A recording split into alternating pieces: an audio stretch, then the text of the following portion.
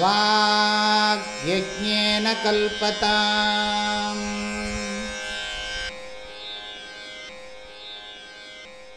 ॐ सहना भवतु सहनौ भुनक्तु सह वीर्यङ्करवावहै तेजस्विनावधीतमस्तु मा विद्विषैः।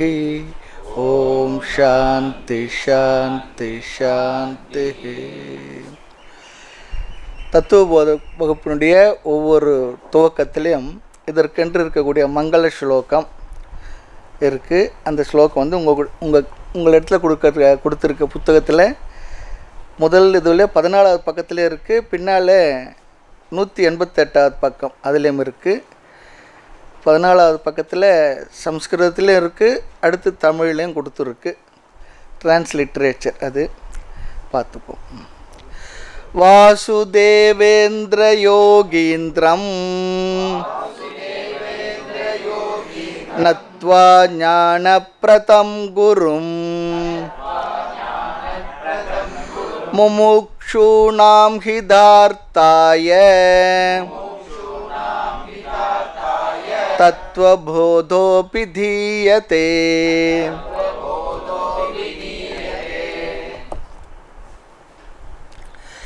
இந்த முகாமில் இன்று முதல் தத்துவபோதம் என்ற நூலை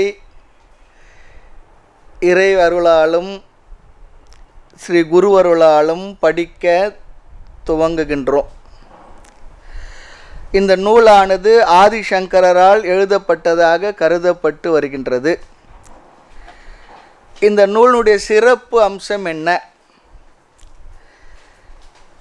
யார் வேதாந்தம் என்கின்ற சாஸ்திரத்தை முறையாக இந்த வார்த்தை அண்டர்லைன் பண்ணிக்கணும், முறையாக படிக்க விரும்புகின்றார்களோ அவர்களுக்கு ஒரு நுழைவாயில் போல இது பயன்படும்.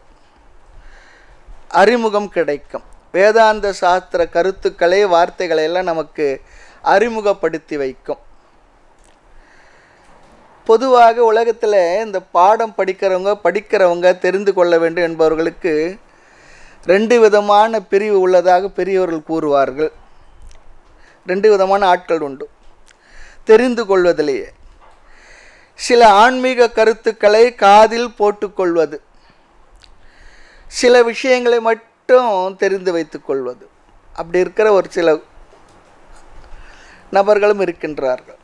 இரண்டாவது, முறையாக முழுமையாக படித்து தெரிந்து கொள்வது. இரண்டாவது குழு இருக்கு, குரூப்.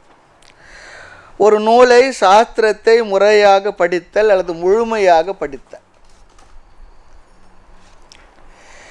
முறையாக வேதாந்தத்தை படிப்பவர்களுக்கு இந்த நூலானது மிக மிக பயனுள்ளதாக இருக்க போகின்றது. இது ஒரு தத்துவபோதம் என்பது வேதாந்த சாஸ்திரத்துக்கு ஒரு நுழைவாயில், இன்ட்ரடக்ஷன் டு வேதாந்தா சொல்கிறோம் பாருங்க. அப்படி அறிமுகம் செய்து வைத்து நம்மை அந்த கருத்துக்குள் அமர வைக்கும். ஆமாம், நம்முடைய மனதை அந்த விஷயங்களில் அமர வைக்கும். ரொம்ப முக்கியம். நாமும் அப்படி மனதை அந்த கருத்துக்களில் அமர வைக்கும் அளவிற்கு நாம் தெளிவாக விரிவாக பார்க்க இருக்கின்றோம். சுருக்கமாக பார்க்கணுன்னா ரொம்ப சுலபந்தான், 5-6 வகுப்புலேயே முடிச்சிடலாம். இது தத்துவபோதத்தில் என்ன இருக்குது, இந்த புத்தகத்தை பார்த்த இவ்வளோ தானே சொல்லி தோணும் நமக்கு. அப்படி இல்லை, நான் கொஞ்சம் விரிவாக எடுக்கணும்னு நினச்சிருக்கேன். பொதுவாக ஒரு நூலை படித்தோம்னு சொன்னால் அந்த நூலை இனி நாமும் எப்போவாவது மறுபடியும் ரிவ்யூ பண்ணலாம், ஆனாலும் முழுமையாக தெரிஞ்சுக்கணும். அப்படி தான் நாம் எடுக்க போகிறோம், அப்படி தான் நினச்சிருக்கேன். குறைஞ்சது ஒரு 30 வகுப்புகளுக்கு மிகாமல் இந்த தத்துவபோத வகுப்பு இருக்க போகிறது. ஒருத்தர் கேட்டால் தத்துவபோத வகுப்பில் 30 கிளாஸ் இருக்குமா, எடுக்கிறதுக்கு 15-20 போதுமான்னு கேட்டாங்க. நாம் கொஞ்சம் விரிவாகவே பார்க்கலான்னு நினைக்கிறோம். உங்களுக்கும் அதில் உடன்பாடு இருக்குன்னு நினைக்கிறேன். நான் விரிவாகவே பார்ப்போம். சரி சரி. வேதாந்தம் படிக்க ஆரம்பிக்கும் பொழுது முதல்ல தத்துவபோதம் போன்ற நூல்களை படித்து பிறகுதான் உபனிஷத் போன்ற நூல்களுக்குள் நாம் செல்ல வேண்டும், நுழைய வேண்டும். அவ்வாறு நாம் இதை படித்துவிட்டு உபனிஷத் முதலிய நூல்களுக்குள் நுழைந்தால் நாம் நன்றாக இந்த விஷயங்களை அனுபவிக்க முடியும். சுலபமாக இருக்கும், கடினம் இல்லாமல் படிப்போம். சுலபம் என்பதில் சொல்வதிலும் சொல்பவருடைய தன்மையிலும் இருக்கின்றது. ஆமாம், தத்துவ போதத்தை போல பல நூல்கள் இருக்குது. வேதாந்த சாரம் என்று ஒரு நூல் இருக்குது. அதையும் நம்முடைய சம்பிரதாயத்தில் முதலில் படிப்பார்கள். ஆனால் அதை விட சுலபமானது தத்துவ போதம். ஆகவே நாம் இந்த தத்துவ போதத்தை எடுக்கிறோம். சரி, இந்த நூலில் என்ன தான் இருக்குது, என்னென்ன இருக்கின்றது, அதையும் நாம் பார்க்க போகின்றோம். இந்த முகவரைக்கு பிற்பாடு தான் நாமும் இந்த வகுப்பு முழுக்க முகவரையாக இருக்க பொழுது அடுத்த வகுப்புலேயும் ஒரு 15-20 நிமிடங்கள் முகவரைக்கு பிற்பாடு தான் மங்கள ஸ்லோகத்தை பார்த்து அதன் பிறகு தத்துவ போதம் என்ற நூலுக்குள்ளே செல்ல போகின்றோம். சரி, இந்த நூலில் என்ன தான் சொல்லப்பட்டிருக்கு, வேதாந்த நூல்களில் அல்லது வேதாந்த விஷயங்களில் என்னென்னெல்லாம் நாம் படிக்க போகின்றோமோ, படிக்க விரும்புகின்றோமோ, அனைத்தினுடைய சாராம்சம் இதில் இருக்குது. அதனால தான் சொல்லுவாங்க, தத்துவ போதம் என்ற நூலை முழுமையாக முறையாக கேட்டோம் சொன்னால் தத்துவ போதமே போதும் என்ற அளவிற்கு விஷயங்கள் இருக்கின்றது. அது ஒரு உண்மை. அப்போ மற்ற நூலெல்லாம் ஏன் இருக்குது, தேவையில்லையே சொல்லி அப்படி கேட்கக்கூடாது. ஆமாம், மற்ற நூல்களில் சென்று நாம் இன்னும் நம்முடைய அறிவை ஸ்திரப்படுத்தி கொள்கின்றோம். ஆமாம், உபநிஷத்துக்குள்ளே எத்தனையோ கருத்துக்களை நாம் படிக்கப் போகின்றோம். அந்த அனைத்து கருத்துக்களுடைய சாரம் இந்த தத்துவ போதத்தில் அடங்கியுள்ளது. இந்த நூலினுடைய அறிமுகம் இதெல்லாம் இந்த நூலுடைய மகிமை தெரியணுமே, என்னென்ன இருக்குன்னு சொல்லி. ஜீவர்கள் என்கின்ற நம்மை பற்றிய விஷயத்தில் பரமாத்மா அல்லது பிரம்மம் என்ற வார்த்தையினுடைய அர்த்தம், விளக்கம், இந்த உலகம், இதனுடைய சிருஷ்டி, ஜீவனுக்கும் ஈஸ்வரனுக்குள்ள சம்பந்தம், கர்ம தத்துவம் முதலிய எல்லா விஷயங்களும் இதனுள் வரப்போகின்றது. என்டையர் வேதாந்தமே ஜீவ விஷயம், கடவுள் என்கின்ற பிரம்மம், அதை பற்றிய விஷயம், இந்த உலகம், இவைகளுக்குள்ள சம்பந்தம், ஜீவனுக்கும் பிரம்மனுக்குள்ள சம்பந்தம், பிரம்மனுக்கும் இந்த சிருஷ்டிக்கும் உள்ள சம்பந்தம், மோட்சம் முதலிய எல்லா விஷயங்கள், இதுதான் வேதாந்த விஷயமே, இதுதான். ஆக உபநிஷத்தில் இந்த விஷயங்கள் முழுக்க வரும். ஆனால் அவைகள் ஒரு முறையாக ஒரு ஆர்டராக இருக்காது. அதாவது ஒரு கார்டனர் ஒருத்தர் கார்டன் அமைச்சார்னா அது சிஸ்டமேட்டிக்காக முறைப்படுத்தி அமைச்சிருப்பார். வனத்தில் இருக்க மரங்கள்லாம் இதை விட உயர்ந்த விசேஷமான மரங்கள் இருந்தாலும் கூட அது ஒரு ஆர்டர் இல்லாமல் இருக்கும். அதுபோல் இந்த பிரகரண கிரந்தங்களில் விஷயங்கள் முறையாக வகுத்து தொகுத்து கொடுத்திருப்பார்கள். அப்படிப்பட்ட ஒரு பிரகரண கிரந்தம்தான் இந்த தத்துவ போதம். ஆக அதனால தான் சொல்லுவாங்க, உபனிஷத் வனத்தில் உள்ள மலர்களைப் போல ஒரு ஒழுங்குபாட்டுடன் இருக்காது. ஆனால் தத்துவ போதத்தில் இந்த கருத்துக்களை போல முறைப்படுத்தி தொகுக்கப்பட்டிருக்கும், படிப்படியாகவும் அமைந்திருக்கும். ஆக உபனிஷத்தில் முதல்ல கதைகள் எல்லாம் சொல்லி பிறகு கருத்துக்கள் வரும். ஆனால் இங்கு உபனிஷத்தில் உள்ள எல்லா கருத்துக்களையும் சாரமாக குரு சிஷ்ய சம்வாதமாக இருந்து கொண்டிருக்க போகின்றது. வேதாந்த பாடத்தில் சில முக்கியமான சொற்கள் எல்லாம் நம்ம கையாண்டு ஆக வேண்டும்.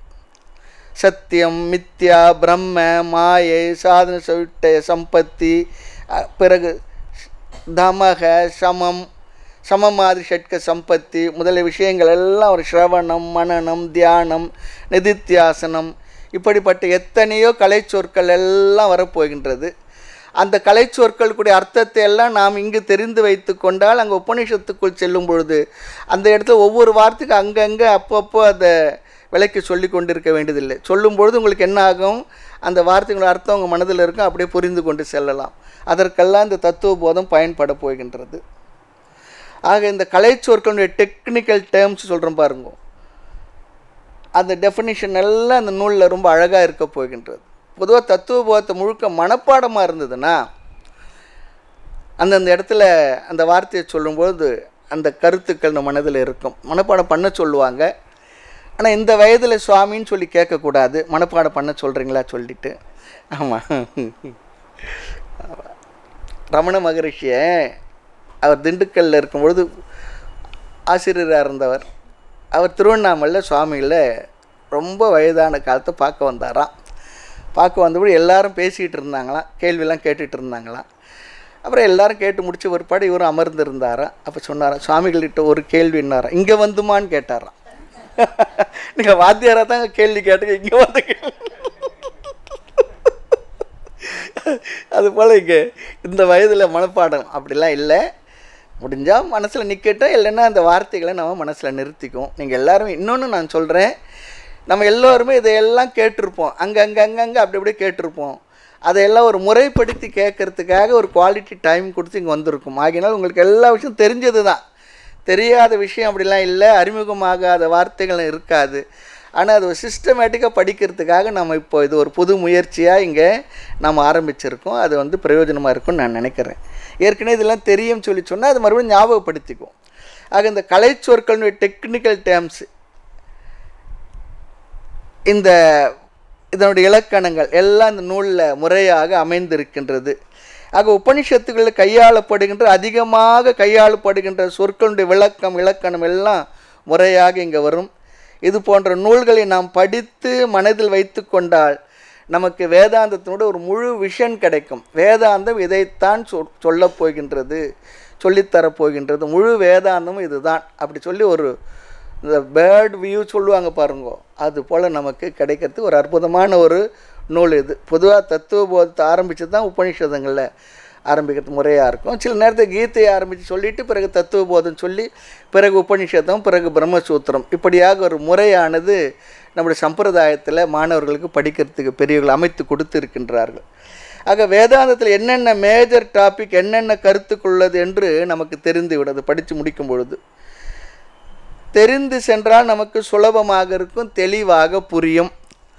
சம்பிரதாயப்படி இது போன்ற நூல்களை படித்து விட்டு சென்றால் சுகமாக இருக்கும், புரிஞ்சு கொள்வதற்கு சுகமாக இருக்கலைன்னா ஒரு மாதிரி இருக்கும். ஆமாம், இப்போ இந்த நூலினுடைய சாராம்சத்தை சொல்லி நாம் பிறகு கருத்துக்களை பார்ப்போம். நூலுக்கு முகவுரை இது. இந்த நூல் ஸ்லோக ரூபத்தில் இல்லை, உரைநடை ரூபத்தில் அமைந்துள்ளது, கேள்வி பதிலாகவும் அமைந்துள்ளது. குரு சிஷ்யருடைய பேர் இல்லை. கேள்வி பதிலாக இருப்பது பெரிய பிரயோஜனம் என்னென்னா புரிவதற்கு சுலபமாக இருக்கும். அதுதான் கேள்வி பதிலாக அமைஞ்சதுன்னா. வேதாந்தத்தில் முதல் பேசப்படுகின்ற கருத்து என்னவென்றால், முதல் கருத்து புருஷார்த்தம். ஆமாம், இந்த சொல்லுக்கு என்ன பொருள் என்றால் புருஷக, மனிதர்கள் என்று பொருள், ஹியூமன் பீயிங்ஸ், ஆண் என்று பொருள் இல்லை. ஞாபகம் சொன்னோம். புருஷார்த்தம் என்றால் ஆண்களுக்கானது அப்படி சொல்லி இல்லை, மனிதர்கள் சொல்லி அர்த்தம், ஹியூமன் பீயிங்ஸ். அர்த்தக சொல்லி சொன்னால் கோல் அல்லது லட்சியம், இங்கு குறிக்கோள் சொல்லி அர்த்தம். மனிதர்களால் முயன்று அடையப்பெற வேண்டிய குறிக்கோள், லட்சியம், கோல் சொல்லி அர்த்தம். மனிதர்கள்னால் வேறு யாரும் இல்லை, நம்மால் அடைய வேண்டிய இலக்கு, குறிக்கோள் என்று பொருள். புருஷானாம் சாத்தியம், ஆமாம், நம்மால் அடையக்கூடியது. இதைத்தான் சாஸ்திரம் முதல்ல டிஸ்கஸ் பண்ணோம். சாஸ்திரம் சொல்லுகின்றது மனிதர்களால் தான் ஒரு இலக்கை நிர்ணயிக்க முடியும், அதற்கான சாதனங்களை கண்டுபிடித்து கடைபிடித்து அந்த லட்சியத்தை அவனால் அடைய முடியும். இது இந்த உலகத்தில் படைக்கப்பட்ட உயிரினங்களில் மனிதனுக்கு மட்டுமே முடியக்கூடியது, வேறு உயிரினங்களுக்கு அப்படி இல்லை. அப்போ மனிதனுக்கு தான் புருஷார்த்தம் இருக்கின்றது சொல்லி அர்த்தம். அது மட்டும் இல்லை, மனிதனுக்கு மட்டும்தான் இருக்கணும். ஒரு லட்சியம் இல்லாமல் வாழ்ந்தால், இலக்கு இல்லாமல் வாழ்ந்தால், செயல் செய்தால் அவர்களை மனிதன் என்று சொல்ல முடியாது சொல்கிறார். குறிக்கோள் இல்லாது கெட்டேன்னு சொல்கிறார் பாருங்க. குறிக்கோள் இருக்கணும். அதான் சொல்லுவாங்க. ஒரு திடீரென்று அர்த்தமில்லாத எதோ செய்கிறார் சொல்லி சொன்னால் அதுக்கு என்ன சொல்லுவோம்? திடீர்னு ஒருத்தர் அங்கே ஓடுறார், இங்கே ஓடி வரார், ஏதோ பண்ணுறார், உட்காந்துருக்காருன்னா அவர் அவர் ஏதோ ஆகியிருக்குன்னு சொல்லி அர்த்தம். ஆமாம், ஏதோ ஆயிட்டுதுன்னு அர்த்தம். நம்ம பைரவர் இருப்பார் இல்லையா சில நேரத்தில். ஆமாம், உங்களோட ஓடி வர என்னோ பண்ணோம் சொல்லுவாங்க, நாய்க்கு வேலை இல்லை ஆனால் நிற்க நேரம் இல்லை. ஆமாம், கேட்டால் அவ்வளோ பிஸியாக இருப்பார் அவர். ஆமாம், ஓடுவார், ஓடி வருவார், என்னென்னோ பண்ணுவார், என்னென்னு தெரியாது. ஆமாம். ஆக மனிதர்களாக இருந்து விட்டால் எந்த ஒரு காரியம் செய்தாலும் அதற்கு ஒரு லட்சியம் இருக்கணும். இல்லை, அவர் ஒரு லட்சியமாக ஒரு குறிக்கோள் இல்லாத செய்துக்கிட்டு இருக்காருன்னா, குறிக்கோள் இல்லாத செய்கிறது அவர் லட்சியமாக இருக்கலாம். ஆமாம், லட்சியம் இல்லாமல் செயல் செய்கிறேன்னு சொல்லி சொன்னால் டைம் பாஸ்ட் அல்லது அட்லீஸ்ட் என்ன பொழுதுபோக்குக்காவது ஏதோ செய்வார் சொல்லி அர்த்தம். ஒன்றுமே இல்லை அவர் செய்கிற செயல். ஏன்னா ஒன்றும் இல்லை என்பது ஒன்று இருந்துக்கிட்டு இருக்குது, அதுதான் அவருடைய கோலாக இருக்கணும். ஆக சில பேருடைய கோல் ரொம்ப காஸ்ட்லியாக இருக்கலாம், சில பேருடைய கோல் ரொம்ப சீப்பாகவும் இருக்கலாம், எப்படி வேண்டுமானு இருக்கலாம். ஆனால் ஏதாவது ஒரு லட்சியத்துக்காக தான் நம்முடைய வாழ்க்கையை அமைத்து கொள்ள வேண்டும், இருக்க வேண்டும். அடுத்த கேள்வி, நாம் நினைக்கலாம், கேட்கலாம், ஏன் கோல் இருந்தாக வேண்டும்? மனிதனுக்கு ஏன் கோல் இருக்கணும்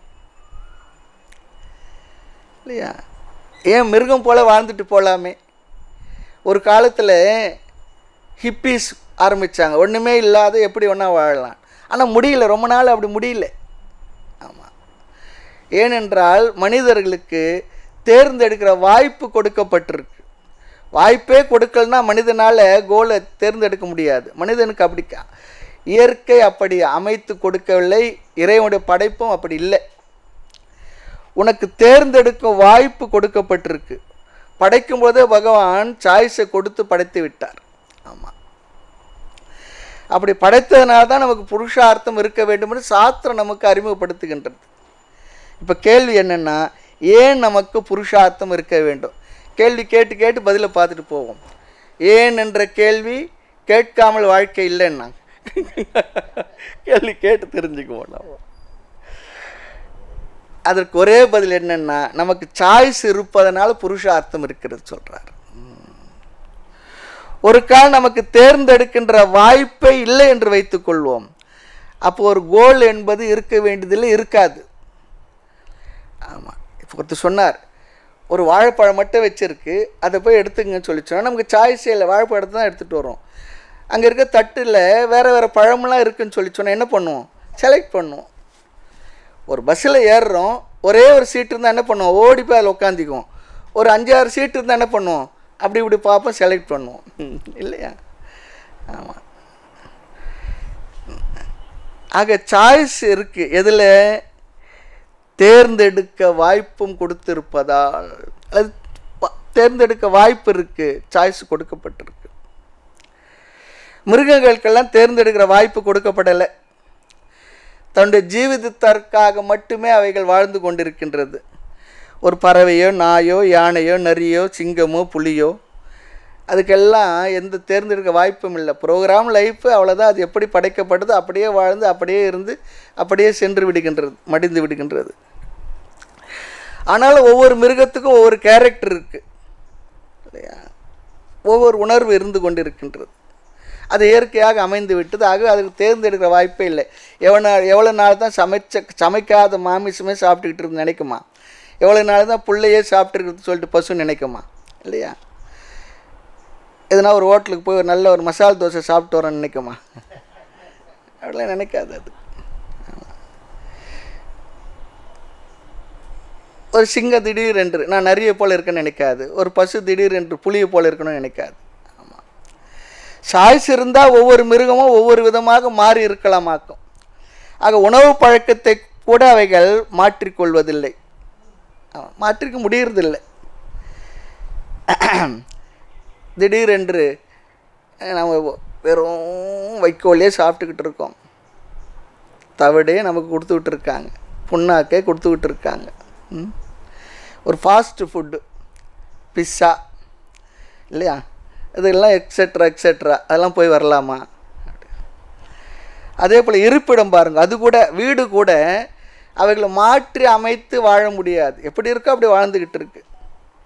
ஆக எந்த மிருகத்தை எடுத்தாலும் எந்த அனிமல் எடுத்தாலும் கூட அனிமல் சைக்காலஜி படித்தோம்னா அந்த மிருகம் இப்படித்தான் இருக்குன்று நமக்கு நன்கு தெரியும். வரையறுக்கப்பட்டிருக்கும்.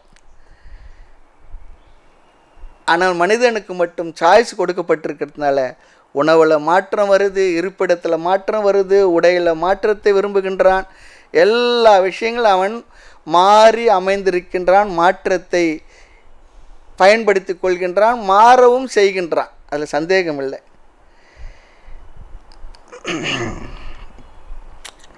நாம் மிருகமானது இப்படி தான் வாழணும்னு இருக்குது. ஆனால் மனிதன் எப்படி வேண்டுமானால் மாறி வாழலாம்.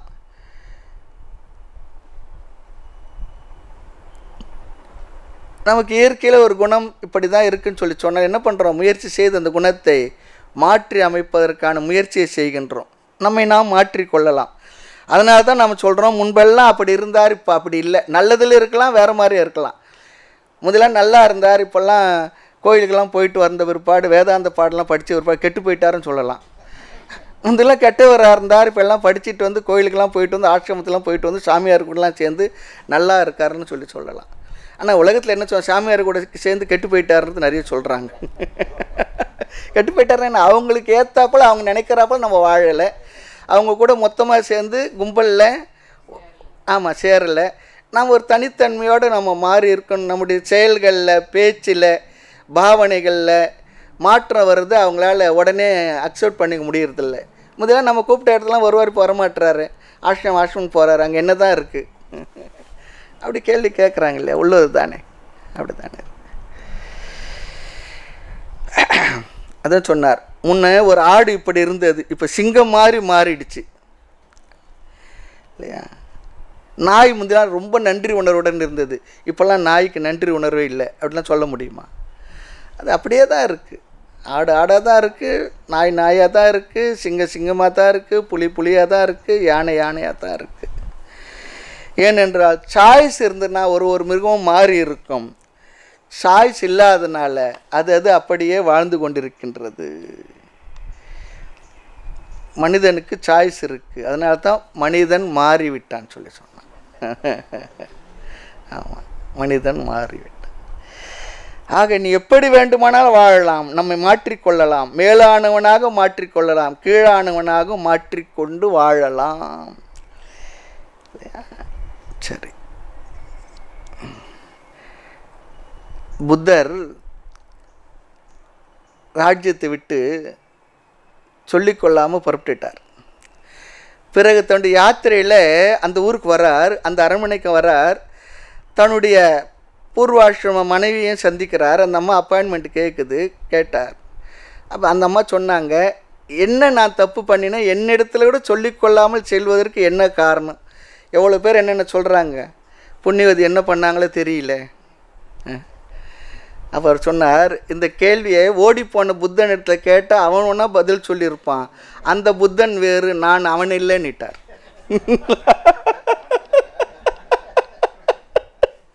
ஓடிப்போன புத்தன் ஓடியே போய்விட்டான், இவன் வேறுன்னு சொல்லிட்டார். எப்படி பாருங்க, you are addressing the wrong person சொன்னார். ஆமாம், அவன் திரும்பி வந்தால் வேண்டுமானால் உன்னுடைய கேள்விக்கு பதில் சொல்லுவானாக்கும் சொன்னார். ஆக நம்முடைய மனிதன் சொல்லக்கூடிய நிலையிலிருந்து தெய்வ நிலைக்கு நம்மை உயர்த்தி கொள்ளலாம், மிருகமாகவும் நம்மை தாழ்த்தியும் கொள்ளலாம். காரணம், நமக்கு சாய்ஸ் இருக்கு, வில் பவரும் கொடுக்கப்பட்டிருக்கின்றது. அதுதான் சொல்லணும். மாற நினைத்தால் மாறலாம், வழியா இல்லை பூமியில். பாட்டு வேற பாட்டு. மாற நினைத்தால் மாறலாம். எங்கு சாய்ஸ் வில் பவர் இருக்கின்றதோ, எங்கு தேர்ந்தெடுக்கும் வாய்ப்பும் கட்டாயம் இருந்து கொண்டு இருக்கும். ஆமாம், இயல்பாக இருக்கும். ஆக புருஷார்த்தம் வந்து விட்டது, லட்சியம் நமக்கு கிடைத்திருக்கின்றது, சாய்ஸும் நமக்கு இருக்குது. அதனால் என்ன பண்ணுறோம், இந்த சாய்ஸுடன் பகவான் வேறொன்றும் கொடுத்து விட்டார், படைத்துள்ளார் நமக்கு. என்ன அது சொன்னால், எது தர்மம் எது அதர்மம் என்ற அறிவும் நமக்கு சேர்த்தே கொடுத்திருக்கின்றார். ஒரு சிங்கம் மானை அடித்து சாப்பிடுதுன்னா நமக்கு பார்த்தா என்ன தோணும், அதர்மமாக தோணும், பாவமாக தோணும். ஆனால் அதுக்கு என்ன சாய்ஸ் இல்லை, வேறு வழியில் அதுக்கு உணவு அதுதான். அதுக்கு தர்ம அதர்மெல்லாம் இல்லை. ஆனால் மனிதர்களுக்கு அறிவையும் கொடுத்திருக்கின்றார், இயற்கையாக நமக்கு கொடுத்திருக்கின்றார். இயற்கையிலே நமக்கு தர்ம அதர்ம அறிவு இருக்கின்றது. தர்மசாஸ்திரத்தை படித்தும் நாம் இந்த அறிவை பெற்றிருக்கலாம். இல்லை என்றாலும் நம்முடைய மனதிலேயே இந்த தர்ம அறிவு நமக்கு கொடுக்கப்பட்டிருக்கு. எப்படி தெரியும் பார்த்தா, சில செயல்களை செய்யும்பொழுது நமக்கு இதை ஏன் செய்கின்றோம் என்ற குற்ற உணர்வு வருது பாருங்கள். தென்னெஞ்சு அறிவது பொய்யற்க, எல்லாருக்கும் அது கொடுக்கப்பட்டிருக்கு. ஆமாம், அதனால் கான்ஃப்ளிக்ட் இருக்குது, சந்தேகம் இருக்குது, நிறைய பிரச்சனைகள் இருக்குது. இது ஒரு பேசிக் லான்னு சொல்கிறாங்க. எது தர்மம் இல்லையா? இதுக்கு ஒரு சிம்பிள் விளக்கம் ஒருத்தர் சொல்கிறார். எதெல்லாம் எனக்கு நல்லதோ, எதெல்லாம் மற்றவர்களுக்கு நல்லதோ அதுதான் தர்மம். அப்போது எது தர்மம்னு சொல்லி சொன்னால், எது எனக்கு வேண்டுமோ அது மற்றவர்களுக்கும் வேண்டும், எது எனக்கு வேண்டாமோ அது மற்றவர்களுக்கும் வேண்டாம். இதுதான் தர்மத்துக்கு ரொம்ப ரொம்ப ரொம்ப ரொம்ப சிம்பிள் டெஃபினேஷன். என்னிடம் பிறர் கோபப்படக்கூடாது, என் பொருளை பிறர் அபகரிக்கக்கூடாது, என்னை திட்டக்கூடாது, என்னிடம் யாரும் பொய் சொல்லக்கூடாது. அதே போல் நானும் அப்படி நடந்து கொள்வது. வாணிபம் செய்வார்க்கு வாணிபம் பேணி பிறவும் தம்போல் செய்யின்னு சொன்னார் பாருங்க திருவள்ளுவர். அது போல ஆக இப்படி நம்மையே அளவுகோலாக வைத்து தர்ம அதர்ம ஞானமும் நமக்கு கொடுக்கப்பட்டிருக்கின்றது. சாய்ஸ் இருக்குது, வில் பவர் இருக்குது, எல்லாம் நமக்கு இருக்கின்றது. அப்போ என்ன, லட்சியமும் நமக்கு வந்து விட்டது, மேலும் ஒரு அறிவும் கொடுக்கப்பட்டுள்ளது. இன்னொரு அறிவும் ஒன்று இருக்குது எக்ஸ்ட்ரா. இன்னொன்று என்ன தெரியுங்களா? எது உண்மை எது பொய், இதெல்லாம் விலங்குகளுக்கு குறைவாகத்தான் கொடுக்கப்பட்டிருக்கு. தாய்மன்னர் வார்த்தையில் சொல்லணும்னு சொல்லி சொன்னால், ஐவகை எனும் பூத மாதியை வகுத்து அதனுள் அச்சரச்சர பேதமான யாவையும் வகுத்து நல்ல அறிவையும் வகுத்து மறையாதி நூலையும் வகுத்து சைவ முதலாமலை சமயமும் வகுத்து மேல் சமயம் கடந்த மோன சமரசம் வகுத்தனி உன்னையான் அணுகவும் தன்னருள் வகுக்கவில்லையோ. பொய் வளரும் நெஞ்சினரில் காணாத காட்சியே பொய்யிலா மெய்யரில் போத பரிபூரண அகண்டிதாகாரமாய் போக்குவரவற்ற பொருளே தெய்வமறை முடிவான பிரணவ ஸ்வரூபியே சித்தாந்த முக்தி முதல். ரொம்ப அழகாக சொல்கிறார். எல்லாம் வகுத்து கொடுத்துருக்கேன். ஆக நமக்கு சாய்ஸ் இருக்குது, வில் பவர் இருக்குது, தர்ம அதர்ம ஞானம் இருக்குது, எது உண்மை எது பொய் என்ற நன்மை தீமை தெரிவதையும் நமக்கு இயல்பாக கொடுக்கப்பட்டிருக்கு. இதெல்லாம் எதனால் என்றால் நமக்கென்ற புருஷார்த்தம் கோல் என்ற ஒன்று இருப்பதனால். இந்த இடத்துல இதுவரை நாம் பார்த்தது சாதாரண நம்மை வைத்து நாம் பார்த்திருக்கின்றோம். இந்த இடத்துக்கு பிற்பாடு சாஸ்திரத்தினுடைய ரோல் என்ன, இந்த இடத்துல சாஸ்திரத்தினுடைய கடமை என்ன, எது நம்முடைய லட்சியம் என்பதை காட்டி தரணும், புருஷார்த்த ஞானத்தை தரணும். இப்படி புருஷார்த்தம் வருவதற்கு இன்னொரு காரணம் இருக்கின்றது. மனிதர்களுக்கு மட்டும்தான் தன்னை பற்றி அறிவும் இருக்கின்றது, தன்னை அறியும் அறிவும் இருக்கின்றது. செல்ஃப் கான்ஷியஸ்னஸ் சொல்கிறேன் பாருங்க. மனிதனுக்கு நான் மனிதன் என்ற அறிவு இருக்கா இல்லையா? சில நேரம் நம்ம சொல்லுவோம், எனக்கு கோபம் வந்தால் நான் மனுஷனாக இருக்க மாட்டேன். இப்போ அவர் மனுஷனாக இருக்கிறது தான் நினச்சிக்கிட்டு வேறு இருக்கார், அது விஷயம் வேறு. எனக்கு கோபம் வந்தால் நான் மனுஷனாக இருக்க மாட்டேன். ஒரு பறவைக்கு, ஒரு நாய்க்கு, ஒரு யானைக்கு நான் யானை என்றோ பறவை என்றோ அதெல்லாம் அந்த அறிவு இருக்காது. இருந்தால் என்ன பண்ணும்? ஆமாம், ஒரு கிளிக்கு காக்கைக்கெல்லாம் நான் இன்னது என்ற அறிவு அவைகளுக்கு இல்லையா. மேலும் அதற்கு இன்ஃபீரியாரிட்டி காம்ப்ளெக்ஸ் இல்லை, சுப்பீரியாரிட்டி காம்ப்ளெக்ஸ் இல்லைன்னார். காம்ப்ளெக்ஸ் இருந்தால் என்ன ஆகுமா? காக்கைக்கு நான் கருப்பாக இருக்குன்னு சொல்லிட்டு என்ன பண்ணுமா, டை அடிக்கிறதுக்காக வெள்ளை அடிச்சுக்கலாம். நான் கருப்பாக இருக்கு நல்லா இல்லை, நான் வெள்ளையாக இருக்கணும் இல்லையா. வாய் சரியாக இல்லை, லிப்ஸ்டிக் பூசிக்கலாம். வழுக்க தலையாக இருக்கு என்ன பண்ணலாம், விக்கு வச்சுக்கலாம், டோப்பா வச்சுக்கலாம், பாப் கட்டிங்கெலாம் கட் பண்ணிக்கலாம், தாடிலாம் ட்ரிம் பண்ணிக்கலாம். அப்படி எல்லாம் அதுக்கு இல்லை. காரணம் அதற்கு காம்ப்ளெக்ஸே இல்லையா. காம்ப்ளெக்ஸ்லாம் யாருக்குன்னா நமக்கு. ஏனென்றால் காக்கைக்கு தான் காக்கைன்னு தெரியாதா. இந்த தூக்குநாங்குருவி இருக்கே, அது வீடு கட்டுறது பாருங்க, ரொம்ப அருமையாக அதை கட்டுறது. ரொம்ப நாள் ஒரே மாதிரி கட்டி கட்டி போர் அடித்து மாடலை மாற்றிக்கலாம், மாற்றி கட்டுமா? ஆனால் அது கட்டுறப்ப நம்ம கட்ட முடியாது. எங்கே போய் இன்ஜினியரிங் படித்தது தெரியல. ஆமாம், ஏன் நீங்கள் இப்படி சொல்கிறீங்க, அது எப்படி உங்களால் சொல்ல முடியுது சொல்லி சொன்னால், ஒரு கண்ணாடியை வச்சிங்கன்னா அந்த கண்ணாடியில் இந்த கிளியோ குருவியோ மிருகம் வந்து பார்த்ததுன்னா என்ன பண்ணும், அது உருவத்தை பார்த்தே அது மல்லு கட்டும், சண்டை போடும். ஆமாம், அதுக்கு தான் இந்த உருவம் தான் இதுன்னு சொல்லி தெரிஞ்சுதுன்னா அது என்ன பண்ணும், அமைதியாக இருக்கும் இல்லையா? கொஞ்சம் வேணும்னா கொஞ்சம் அலங்காரம் கூட பண்ணிக்குவோம். நாம் எப்படி பண்ணுறோம் இல்லையா? அதை பார்க்குறோம், என்னென்ன பண்ணுறோம், கண்ணாடி முன்னே என்னென்ன. வீட்டில் ஹாலில் கண்ணாடி இருந்ததுன்னா வீட்டில் நாம் எத்தனை முறை அந்த ஹாலை கிராஸ் பண்ணாலும் என்ன பண்ணுவோம்? கண்ணாடியை ஒரு முறை திரும்பி இந்த அழகை பார்த்துட்டு தான் வருவோம். மாறிடுவா போகிறது, ஆனால் பார்த்து பார்த்து சந்தோஷப்படுறோம். பார்க்குறோமா இல்லையா? நம்ம அறியாமல் அது இருக்குதெல்லாம் நமக்கு கொடுக்கப்பட்டிருக்கு, தப்பு இல்லை.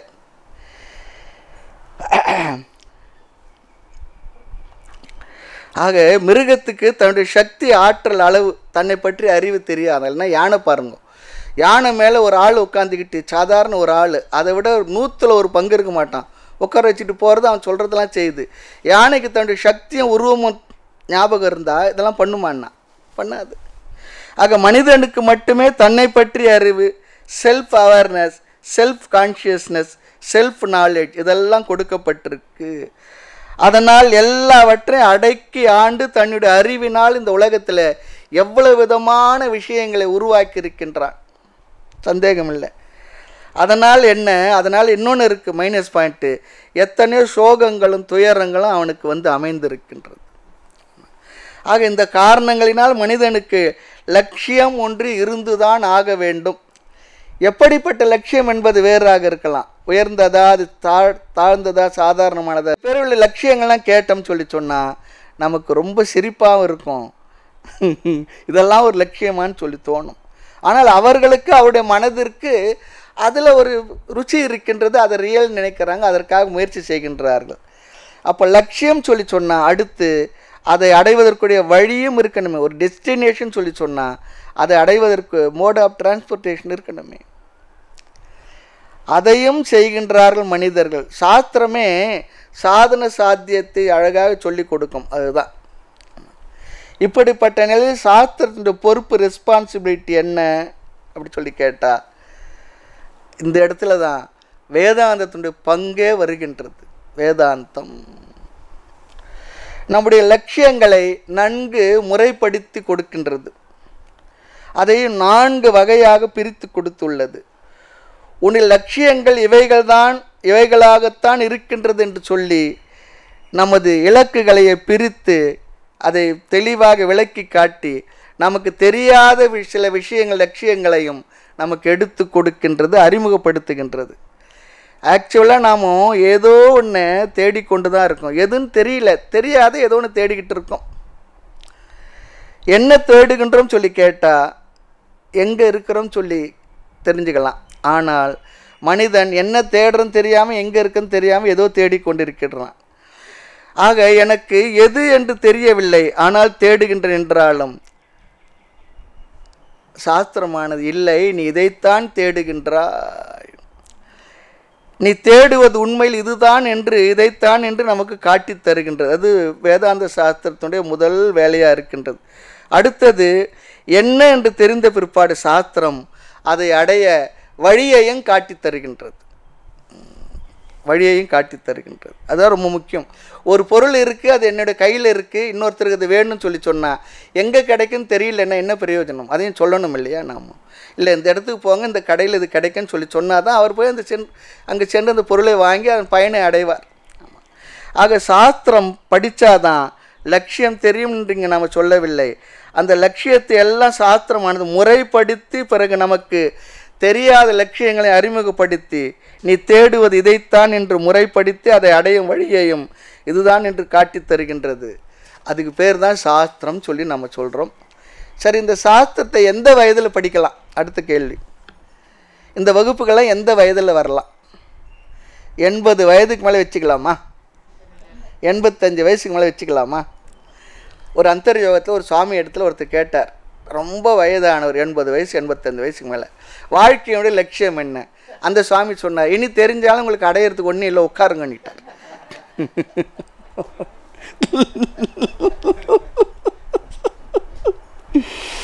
80 வயதுக்கு மேலே எந்த லட்சியத்தை வச்சு என்ன பிரயோஜனம் சொன்னார்?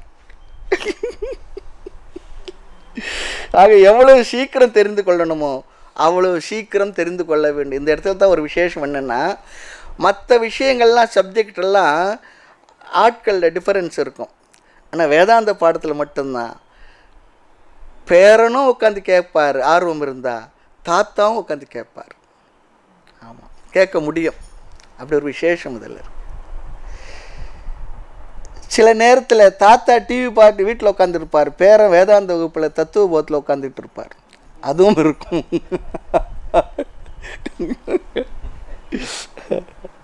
ஆக வேதாந்தம் என்பது இன்னொரு விஷயம். ஏதோ ஒரு நமக்கு அப்பாற்பட்ட ஒரு சப்ஜெக்ட் மேட்டர் இல்லை. ஹிஸ்ட்ரி, கெமிஸ்ட்ரி, கம்ப்யூட்டர் சயின்ஸ் போல் இல்லை.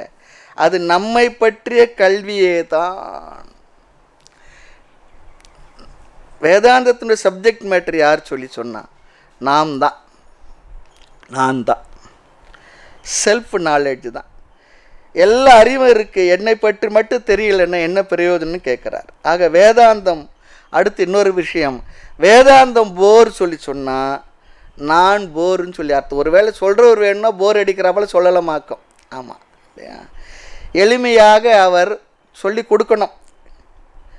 இல்லை எளிமையான விஷயத்தை கடினமாக்கி தூக்கம் வரா போல் சொல்லி கொடுக்குறாருன்னா, சுவாமி இன்றைக்கி கிளாஸ் வந்து டபுள் டோஸ் போட்டால் போல் இருக்குது, ஸ்லீப்பிங் டோஸ்ன்னு சொன்னேன்.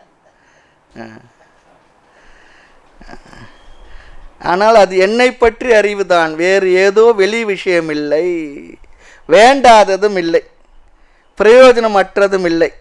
சரி, இப்போ இலக்கம் தெரிந்து பாதையும் தெரிந்து விட்டது, பின்னர் என்ன? பயணம் தானே.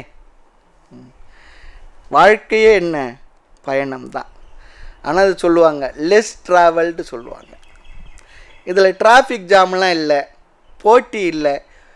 இந்த கேம்புக்கெல்லாம் வர்றதுக்கு போட்டி இருந்தால் என்ன ஆகும்? இந்த இடத்துல இன்னும் எவ்வளோ பேர் வந்துருப்பாங்க. ஆமாம், இதுதான் நம்முடைய வாழ்க்கை பயணம். வாழ்வை அல்லது வாழ்க்கையை சரியான பாதையில் பயணித்து சரியான இலக்கை நாம் அடைய வேண்டும். இதுதான் வேதம், உபனிஷத், சாஸ்திரம் சொல்லுகின்ற கருத்தெல்லாம் இதைத்தான் சொல்லி கொடுக்கின்றது. இதுதான் நமக்கு முகவுரை. லட்சியம் என்ன, அடைவதற்கான பாதை என்ன? இப்போ லட்சியம் என்ன, பதில் என்ன சொல்லுவோம்? நம்முடைய வாழ்க்கையில் நிறைய லட்சியங்கள் அடைய வேண்டியிருக்கு சுவாமி. சில பேர் கேட்டால் சொல்கிறது, மாணவனுக்கு என்ன படிப்பு, பிற்பாடு என்ன, அதில் ஒரு டிஸ்டிங்ஷன் எடுக்கணும், கேம்பஸ் செலெக்ஷன் இருக்கணும், நல்ல கம்பெனியில் வேலை செய்யணும், அதுவும் படித்து முடித்த உடனே வெளிநாட்டுக்கு ஓடி போயிடணும், அம்மா அப்பாவை அம்போன்னு காற்றுல விட்டுடணும், அதுங்க ஏதோ பண்ணிக்கிட்டு இருக்கட்டும். ஆமாம், இல்லையா? 6 டிஜிட்டில் சம்பளம் இருக்கணும். இப்போ நம்ம காலத்தெல்லாம் வேலை செய்து ரிட்டையர்ட் ஆகும்பொழுது தான் லட்சியத்தை பார்ப்போம். இப்போ என்ன? ஆமாம், சரி. இல்லறவாசிக்கு என்ன? எத்தனையோ இருக்குது. குழந்தை வளர்ச்சி, அதோட முன்னேற்றம், படிப்பு, வேலை, நல்ல சம்பளம், இல்லையா? நல்ல டாக்டரின்லா, நல்ல சன்னின்லா, எல்லாம் வேணுமே. எல்லாம் கனவு தான். ஆனால் லட்சியங்கள் காலத்துக்கு காலம் மாறும், இடத்திற்கு இடம் மாறும், மனிதனுக்கு மனிதனும் மாறும். ஒருவருக்கு அடைந்து விட்ட லட்சியமானது இன்னொருவருக்கு அடைய வேண்டியதாக இருக்கும். இதுவும் இருந்துக்கிட்டு தான் இருக்குது, இல்லையா? ஆக இப்படி ஆயிரக்கணக்கான குறிக்கோள்கள் இருந்தாலும் கூட, ஆசைகள் இருந்தாலும் கூட, அவைகள் அனைத்தையும் சாஸ்திரம் 4 விஷயத்தில் பிரித்து சொல்லிவிடுகின்றது. 4 பிரித்து சொல்லிடுறது, 4 தலைப்பில் அடக்கி விடுகின்றது. சில லட்சியம் தற்காலிகமான லட்சியமாக இருக்கலாம், சிலது ஃபைனல் கோலாகவும் கூட நமக்கு இருக்கலாம். இருந்தாலும் பிரித்து சொல்லக்கூடியதாக இருக்கின்றது நமக்கு சாஸ்திரங்கள். ஆக அடுத்து வாழ்க்கையில் எதை தேடினாலும் இந்த 4 தான் என்ன பண்ணணும்? போடும்.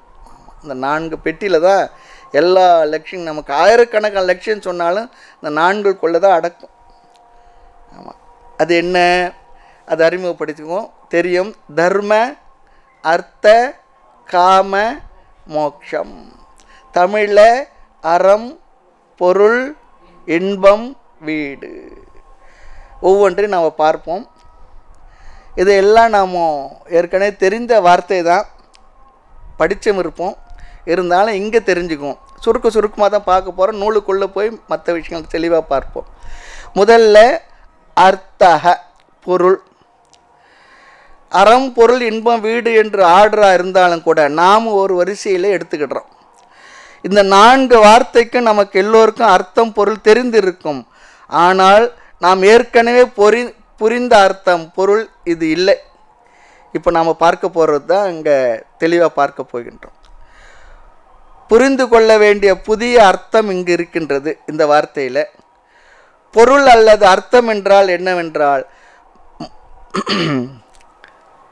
மனிதன் முதலில் எதை தேடுவான்? ஒரு கேள்வி கேட்கறது. தர்ம அர்த்த காமம் இருந்தால் நம்ம அர்த்தத்தை முதலில் எடுத்துக்கிடுறோம். இதில் ஒரு கேள்வி கேட்கறது, மனிதன் முதலில் எதை தேடுவான், எதை நாடுவான்? வாழ்க்கைக்கு அடிப்படையான தேவைகளைத்தான் நாடுவான். பேசிக் ஆப்ஜெக்ட்ஸ் அல்லது பேசிக் நீட்ஸ் அவனுக்கு வேண்டும், அது தேடுவான். அது என்ன? உணவு, உடை, இருப்பிடம். ஆமாம், இது உலகத்தில் அடிப்படை தேவையாக எல்லாருக்கும் தெரியும். தெரியலன்னா கூட அதை தான் தேடி அடைஞ்சிக்கிட்டு இருப்போம் இல்லையா? அதைத்தான் அர்த்தம் என்ற வார்த்தையில் சொல்லுகின்றோம். உணவு, உடை, இருப்பிடம், பேசிக் நீட்ஸ், அதைத்தான் அர்த்தம் என்ற வார்த்தையில் பொருள்படுத்துகின்றோம். அதில் தாகம் எடுத்தால் தண்ணீர், அது அடிப்படை தேவை. கூல்ட்ரிங்க்ஸ் என்ன? பசி எடுத்தால் சாப்பாடு. பசி நீங்க பிற்பாடு ஸ்வீட்ஸு, ஃப்ரூட்ஸு, நட்ஸு, அதெல்லாம் என்ன? பசி போடுற பிற்பாடு தான் என்ன எல்லாருக்கும் ருசி இருக்கும். டேஸ்ட் எல்லாம் பசி நேரத்தில் தெரியறதில்ல. சாப்பாடு வயிற்றுக்குள்ளே சென்று ஒரு பாதி நிறையும் பொழுது தான் என்ன உப்பு அதிகமாக இருக்க, காரம் குறைவாக இருக்கு இல்லையா? சரி, ஆக முதல்ல பசி நீங்கணும், அதுதான் பேசிக் டிசைர் நமக்கு. அதைத்தான் அர்த்தக என்று வாழ்க்கைக்கு தேவையான அடிப்படை பொருள்கள் அல்லது அவைகளை நாடுதல், அதுவே நம்முடைய லட்சியம் சொல்லி சொல்கிறது. ஃபஸ்ட்டு கோல் அதுதான். இது வெறும் ஆப்ஜெக்டில் மட்டும் இல்லை, அடிப்படை கல்வி இருந்தால்தான், அந்த அறிவை வைத்து கொண்டு தான் வாழ்க்கை வாழ முடியும். ஆக அடிப்படை கல்வியும் கூட என்ன? பேசிக் நீட் தான். அடுத்து ஒரு கலை நமக்கு தெரிந்திருந்தால் அந்த கலையை வைத்து நாம் வாழ்க்கையை நடத்தி கொள்ளலாம். அப்படி மனிதன் முதல் எதை நாடுவான் என்றால், முதலில் அவன் நாடுவது அவனுடைய வாழ்க்கைக்கு தேவையான அறிவு, பொருள், சூழ்நிலை, பேசிக் நீட்ஸ், நெசசிட்டி, இதுதான் அவனுக்கு தேவை. அதைத்தான் அவன் நாடுவான். அதைத்தான் இங்கே அர்த்தக என்ற வார்த்தையில் நம்ம பொருள்படுத்த வேண்டும். அர்த்தகன்ற பொருள் அப்படி மட்டும் அர்த்தம் இல்லை, அவனுடைய அடிப்படை தேவைகளைத்தான் இங்கே அர்த்தக என்ற வார்த்தையிலே சாஸ்திரமானது பேசுகின்றது. பிற்பாடு சில ஆப்ஜெக்ட்ஸ் அது இல்லை என்றாலும் நம்ம வாழ்க்கை வாழும், சிலது இல்லை என்றால் வாழ்க்கை வாழ முடியாது, சிலது இல்லை என்றாலும் வாழ்க்கையை நம்ம வாழ முடியும். இது இல்லை என்றாலும் வாழ்க்கை வாழ முடியுன்ற அந்த பொருளுக்கு பெயர் தான் லக்ஸுரின்னு சொல்லி சொல்கிறோம். ஆமாம், ஒரு பேனா, ஒரு கடிகாரம், இதெல்லாம் தேவை. 4 பேனா, 4 கடிகாரம், அது லக்ஸுரி தானே. ஆக மனிதன் முதல் எதை தேடுவான் என்றால் அவனுடைய அடிப்படை தேவையைத்தான் தேடுவான். காரணம், அது இல்லை என்றால் அவனால் வாழ முடியாது, வாழ்க்கை நடக்காது இல்லையா? ஆகவே இயற்கையாக மனிதனுக்கு உலகில் வாழ வேண்டும் என்ற ஆசை இயல்பாக இருக்கின்றது. பிறந்தவன் எல்லாம் வாழணும் தான் வாழறான். எதுக்கு வாழணும் என்பது அடுத்த அர்த்தம். ஆனால் வாழணும் என்பது அவனுக்கு சர்வைவல். இதைத்தான் யோக சாஸ்திரமானது அபிநிவேஷம் என்று சொல்லும். ஆமாம், இயற்கையிலே அவனுக்கு வாழ வேண்டும் என்ற இயற்கையான இயல்பான ஆசை. ஆக அபிநிவேஷம் சொல்லி சொன்னால் உயிர் பற்று, உயிரை விடக்கூடாது என்ற பேசிக் அவனுக்கு உள்ளே இருந்து கொண்டு இருக்குது. இதனால தான் பாருங்க, ஒரு குழந்தைய ஒரு தாயோ மற்றவங்களை தூக்கும் பொழுது என்ன பண்ணாது, கையை பிடிச்சி அவங்க எதையோ பிடிச்சிக்கும். அதுக்கும் அந்த பயம் இருக்குது. ஆமாம், பேசிக்காக இருக்குது. இதுதான் அர்த்தம் என்ற வார்த்தையில் நாம் தெரிந்து கொள்ள வேண்டும். இதுதான் நம்முடைய ஃபஸ்ட்டு பர்சியூட். அடுத்தது, அவனுக்கு தேவையானதெல்லாம் கிடைச்ச பிற்பாடு அவனுடைய மனது மகிழ்வாக இருக்குமா? மகிழ்வாக இருக்குமா?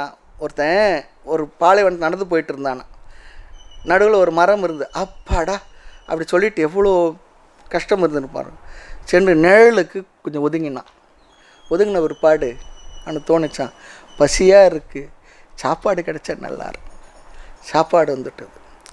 அப்புறம் இடத்துல இவ்வளோ தூரம் நடந்து வந்திருக்கோம், கொஞ்சம் படுக்கிறதுக்கு கொஞ்சம் எதுனா கட்டில் இருந்தால் நல்லாயிருக்கும். கட்டில் வந்துடுவோம் இல்லையா? அப்புறம் என்ன பண்ணால், கை காலெலாம் வலிக்கிறது, கை காலெலாம் பிடிச்சி எடுத்து யாரோ ஒரு ஆள் இருந்தால் நல்லாயிருக்கும் அதுவும் கிடைச்சது. அதோடு இருந்தால் நிம்மதியாக தூங்கியிருக்கலாம் இல்லையா? அவனோட கர்மா வேலை செய்து பாருங்க. ஆமாம், இப்படி இடத்துல இதெல்லாம் வந்துக்கிட்டு இருக்கு. ஒரு சிங்கமோ புலியோ வந்து என்ன ஆகுன்னா வந்துடுச்சான். இதுதான் பெரிய ட்ரிக்கு. மனுஷன் அதோடு நிற்கிறது இல்லை. ஒருவன் அர்த்தத்திலேயே உண்ண உணவு, செய்ய வேலை, இருக்க இடம், உடுக்க உடை கிடைத்தால் அதிலேயே நிறைவு அடைந்து மகிழ்ந்து விடுவான் என்றால், அப்படின்னா யாருமே என்னவா ஒருத்தர் சொன்னார், ஜெயிலிருந்து வெளியே வர விரும்ப மாட்டாங்களாம். ஏன்னா எல்லாம் கிடைக்கிறது இலவசமாக. ஆனால் அது வந்து வெளியே வரணும்னு நினைக்கிறானே, ஏன்? அவனுக்கு சுதந்திரமாக இருக்கணும் அந்த எண்ணம் அவனுக்கு இருக்குது. என்ன கொடுத்தாலும் அவனுக்கு அதில் மட்டும் மகிழ்ந்து விடுவான இல்லை. அதே போல் அடிப்படை தேவைகள் மட்டும் நாம் நிறைவேற்றி கொண்டால் அதில் மட்டும் நாம் மகிழ்ந்திருப்போம் என்றால் இல்லை. படித்து திருமணமாகி நல்ல வேலை, ஒரு சொந்த ஃப்ளாட் இருக்கணும் இல்லையா?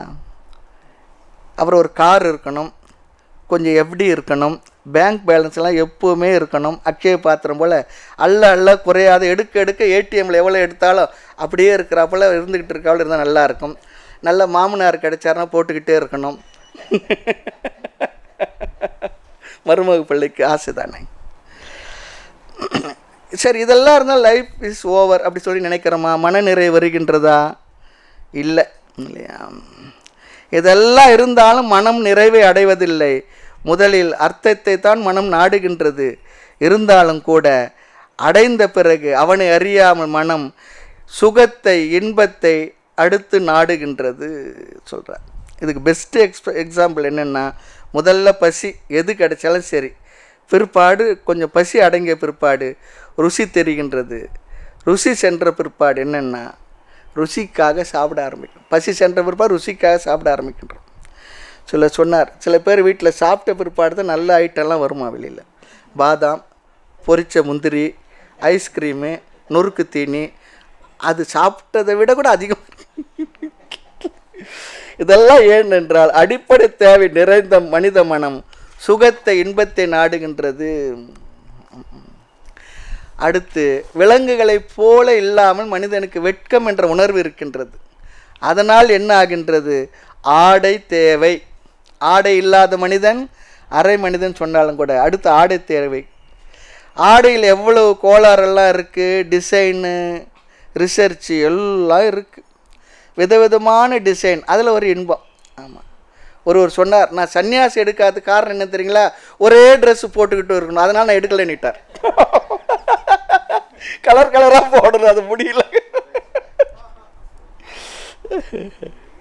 டிசைன் போட முடியாது சொல்லி அதில் ஒரு சுகம் இருக்குது, உண்மைதான். ஆக அர்த்தம் என்று சொன்னால் உடலை மறைக்க, வெயில் குளிருக்கு பாதுகாப்பு, அவ்வளவுதான். ஆக இன்பம் என்றால் அதில் ஒரு அழகு, நிறம், மேட்சிங் எல்லாம் பார்க்கறது, எல்லாம் மேட்சிங். கண்ணாடியிலேருந்து, சட்டையிலேருந்து இல்லையா, வாட்சிலேருந்து எல்லாம் மேட்சிங்காக இருக்கணும். ஆமாம், இந்த ட்ரெஸ் செலெக்ஷன் இருக்கே, இந்த கடைக்கு போனால் அந்த கடையில் அந்த பையன் ஆட்களுக்கு ரொம்ப பொறுமை இருக்கணும். எத்தனை எடுத்து போட்டாலும் அவ்வளவும் பார்த்துட்டு இது எதுவுமே பிடிக்கலன்னு அப்புறம் வருவாங்க. அவங்க அந்த முகத்தை பார்க்கணும். அவரை அடுத்த கடைக்கு எல்லாம் போயிட்டு மறுபடியும் முதல் வந்த கடையிலே முதல் எடுத்து போ அதை கொடுப்பான்னு வாங்கிட்டு வருவோம்.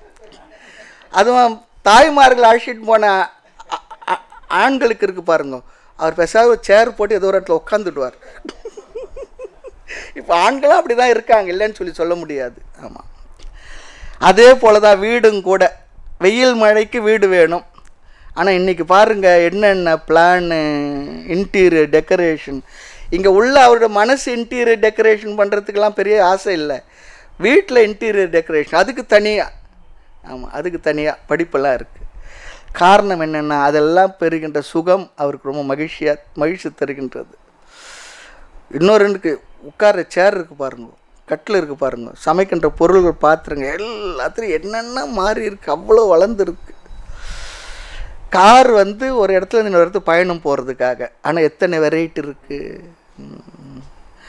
ஆக வாழ்க்கையில் பேசிக் நீட்ஸ் தான் அர்த்தம் சொல்கிறோம். ஆனால் நாம் இன்று அதிக காலத்தை இன்பத்திற்காகவே செலவிடுகின்றோம். அதனால் இரண்டாவது லட்சியம் என்ன? எதுக்காக இவ்வளோ தூரம் வந்தோன்னா, இரண்டாவது லட்சியம் என்ன? முதலில் அர்த்தம் முதல் லட்சியமாக இருந்தால் இரண்டாவது லட்சியம் காமக. காமக சொன்னால் இன்பம் அல்லது கம்ஃபர்ட்ஸ். ஆமாம். இங்கும் காமக என்றால் இன்பத்திற்காக தேடப்படும் பொருள் என்ற அர்த்தம். ஆமாம், இன்பத்திற்காக தேடப்படும் பொருள் என்ற அர்த்தம். முதலில் வாழ்க்கைக்கு தேடப்படும் பொருள், இரண்டாவது இன்பத்திற்காக தேடப்படும் பொருள். சொல்லுவார் ஒருத்தர், உணவுக்கு அமர்ந்தவுடன் தெரியும் எவ்வளவு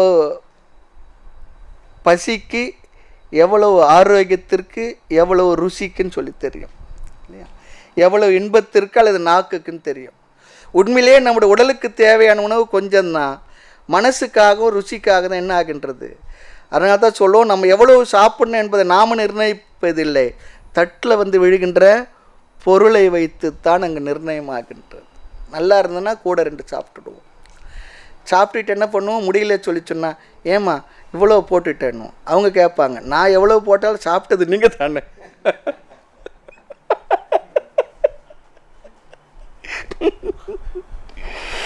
ஆக முதலில் நாடுவது வாழ்க்கை தேவைக்கு, பிறகு நம்மை அறியாமல் அது இன்பத்திற்கு கொண்டு சென்று விட்டுவிடும். இது சாஸ்திரம் தருகின்ற புதிய அறிவில்லை, நாம் ஏற்கனவே செய்து கொண்டிருப்பது தான் சொல்கிறார். அதை சாஸ்திரம் கொஞ்சம் தெளிவுபடுத்துகின்றது. மனிதர்கள் சில அடிப்படை தேவைகளில் வாழ்ந்து பழகிவிட்டான். ஆனாலும் கூட இப்போ நாம் ஒரு குடிசையிலையோ அல்லது ரோட்டோரமோ வெட்ட வெளியிலையோ போய் வாழ முடியுமா? கட்டாயம் முடியாது. சொல்லலாம் அப்படிலாம் இருப்பேன்னு சொல்லிட்டு, முடியாது. சில பேர் வாழ்நாள் முழுதும் அப்படி வாழ்ந்துக்கிட்டு இருக்காங்க. சில நதிக்கரையோரம், இந்த கோநதி கரையோரெலாம் வாழறாங்க பாருங்கள், எவ்வளோ கொசு. ஒரு நாள் நமக்கு ஒரு கொசுவில் வாழ்ந்து பழக்கம் இல்லை. ஒரு கொசு கடித்தால் என்ன ஆகி விடுகின்றது, தூக்கம் போயிடுறது. ஆமாம், அவர்களை கொசு கடித்தா கொசு இறந்துடும், அவ்வளோ இம்யூன் ஆகிடும். சொன்ன அப்போ ஒரு அட்வர்டைஸ்மெண்ட்டு, ஒரு பெரிய பயில்வான் கொசு வலைக்குள்ளே இருக்கிறார். ஒரே ஒரு கொசு வலைக்கு வெளியிலேருந்து, நீ ஆண் மகனாக இருந்தால் வெளியே வா பார்க்கலான்னு சொன். எனக்கு பயந்துக்கிட்டு தானே இவ்வளோ பெரிய பயில்வான் கொசு வலைக்குள்ளே இருக்கிற. ஆக நாம் வாழ்ந்து பழகலை, அவர்கள் வாழ்ந்து பழகி உள்ளனர். ஆக உணவு, உடை, இருப்பிடம் எல்லாமே எப்படி பழகினோமோ அதெல்லாம் என்ன ஆகிவிட்டது என்றால், லக்ஸுரி எல்லாம் நமக்கு இப்பொழுது நெசசிட்டி ஆகிவிட்டது. ஆமாம், முன்பெல்லாம் வெறும் விறகு அடுப்பு, பிற்பாடு ஸ்டவ் வந்தது, கேஸ் வந்தது, இப்போ எலக்ட்ரிக் அடுப்பு எல்லாம் வந்துவிட்டது. முன்னெல்லாம் ஃபேன் இல்லைன்னா, ஃபேனு இல்லை, மின்சாரமே இல்லை, வாழ்ந்துக்கிட்டு தான் இருந்தோம் நமக்கு தெரிஞ்சு கூட. ஆனால் இப்போ ஃபேன் இல்லைன்னா தூங்க முடியல. ஃபேன் மட்டும் இல்லை, ஏசி இல்லைன்னா தூங்க முடியல. அப்படி ஆகிட்டுதா, வளர்ந்துருக்குறோமா, என்ன பண்ணியிருக்கோம் பாருங்கள். பல பொருள்கள் நம்முடைய வாழ்க்கையிலிருந்து பிரிக்க முடியாத அளவிற்கு நம்மோடு சேர்ந்து கலந்து நாம் பழகிவிட்டோம். ஆக வாழ்க்கையே இப்படி பொருள்களுக்கு அடிமையாகி பழகிவிட்டது. வாழ்க்கையே பொருள்களுக்கு அடிமையாகி விட்டோம். அப்போ மனதில் என்ன தோன்றுதான், ஒரு குறிப்பிட்ட விதமாக நாம் பெற்று அனுபவித்த இன்பம் பழகி உடனே பயமும் வந்து விடுகின்றது. என்ன, அது தொடர வேண்டும், சென்று விடக்கூடாது. என்னுடைய அடிப்படை தேவைகள் அப்படியே இருக்கணும், இன்பமும் தொடரணும். இந்த ஆசையும், எந்த ஆசை என்ன, எதுவுமே போய்விடக்கூடாது. இன்னும் கூட ஆசைப்பட்டதெல்லாம் எனக்கு கிடைத்து கொண்டே இருக்க வேண்டும், இருக்கிறது போய்விடக்கூடாது. பயமும் வந்து விடுகின்றது. மேலும் நினைக்கின்றார்கள், இந்த உலகில் மட்டும் இல்லை, அடுத்த உலகில் அடுத்த பிறவிலும் தொடரணும். இது பாருங்க, அடுத்து இறந்த பிறகும் கூட மேல் உலகத்தில் சென்றால் நான் சுகமாக இருக்கணும், அங்கேயும் ஏசி எல்லாம் இருக்கணும். கவலைப்படாதீங்க, மேல் உலகத்தில் அங்கே சொர்க்கத்தில் இந்த ப்ராப்ளம்லாம் இல்லை. கரண்ட்டு கட்டு இல்லை, லஞ்ச ஊழல் இல்லை, விவகாரங்கள் இல்லை, 5 ஸ்டார் ஹோட்டல் போல் நாம் இருந்துக்கிட்டு இருப்போம். கஷ்டப்பட நினைக்கவே வேண்டாம். ஏழ்மையான குடும்பத்தில் அடுத்த பிறவில பிறந்துடக்கூடாது. ஏனென்றால் இப்போ ஏழ்மையான குடும்பத்தில் பிறந்து நான் பட்ட கஷ்டம்லாம் ரொம்ப அதிகம்ப்பா. அதில் அடுத்த பிறவி இருந்தால் நல்ல ஒரு சௌகரியமான பணக்கார குடும்பத்தில் பிறக்கணும் இல்லையா? இப்போ இருப்பது போல் மட்டும் இல்லை, கொஞ்சம் எக்ஸ்ட்ராவாக இருந்தால் ரொம்ப நல்லது. அதுவும் எப்பவும் இருக்கணும் அப்படி சொல்லி நம்ம மனசில் நினைக்கிறோமா? ஆக முதல் அடிப்படை தேவை, இரண்டாவது இன்பம், மூன்றாவது இந்த இரண்டினுடைய தொடர்ச்சியாக இயற்கையாக உள்ள மனிதனுடைய சுபாவம் என்ன, அடுத்த வளர்ச்சி, இப்படி ஆசையும் பயமும் சிந்தனையும் வரும்பொழுது மனதில் என்ன தோணுகின்றதா, இவருடைய வாழ்க்கையினுடைய அடிப்படை தேவைகளும் அதற்கான பொருள்களும் இன்பத்திற்கான பொருள்களும் அதை அனுபவிக்கக்கூடிய உடல் ஆரோக்கியம் சூழ்நிலை இதெல்லாம் எப்படி எதனால் வந்தது அது சிந்திக்கணும்னு சொல்கிறது சாஸ்திரம். சில பேர் பிறக்கும் பொழுதே பணக்காரனாக பிறக்கிறாங்க, சில பேர் பிறக்கும் பொழுதே ஏழையாக பிறக்கிறாங்க, சில பேர் பிறக்கும் பொழுதே ஆரோக்கியமாக இருக்காங்க, சில பேர் பிறக்கும் பொழுது நோய்வாய்ப்பட்டவர்களாக இருந்து கொண்டிருக்கின்றார்கள். இதுக்கெல்லாம் என்ன காரணம் என்பது நமக்கு தெரிவதில்லை. அதையெல்லாம் தெரிஞ்சுக்கணும். அடுத்த வகுப்பில் இந்த கருத்துக்களை எல்லாம் பார்த்து அடுத்து நாமும் தத்துவபோதம் என்ற நூலுக்குள் செல்வோம். மூர்த்தி எல்லாம் வாழி, எங்கள் மௌன குரு வாழி, அருள் வார்த்தை என்றும் வாழி, அன்பர் வாழி பராபரமே. ஐயனே எனதுள்ளே நின்று அனந்த ஜென்மங்கள் ஆண்ட மெய்யனே உபதேசிக்க வெளிவந்த குருவே போற்றி, உய்யவே முக்தி நல்கும் உதவிக்கோர் உதவினாயேன், செய்யுமார் ஒன்றும் காணேன் திருவடி போற்றி போற்றி.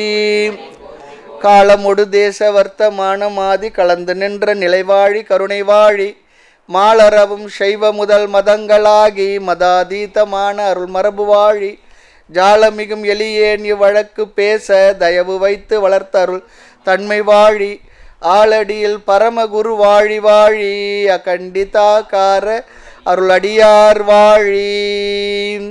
ஓம் பூர்ணமத பூர்ணமிதம் பூர்ணாத் பூர்ணமுதச்யதே பூர்ணஸ்ய பூர்ணமாதாய பூர்ணமேவாவசிஷ்யதே. ஓம் சாந்தி சாந்தி சாந்தி. ஹரி ஓம். ஸ்ரீ குருப்யோ நமः. ஹரி ஓம்.